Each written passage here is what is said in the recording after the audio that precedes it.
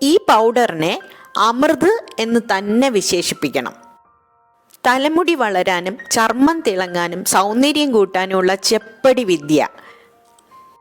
സംശയമേ വേണ്ട, മുടങ്ങാതെ 1 സ്പൂൺ മാത്രം ദിവസവും കഴിച്ചാൽ മാത്രം മതി ഈ മൃതസഞ്ജീവനി.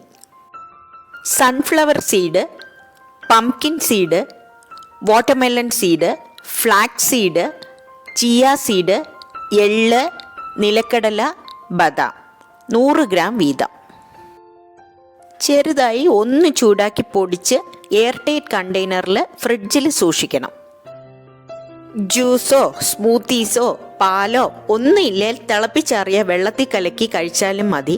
ധൈര്യമായി പരീക്ഷിച്ചോളൂ തലമുടി വളരാനുള്ള ഈ ഒറ്റമൂലി. മുടങ്ങാതെ 1 സ്പൂൺ ദിവസവും കഴിക്കണം എന്നുള്ള ഒറ്റ കണ്ടീഷൻ മാത്രമേ ഉള്ളൂ.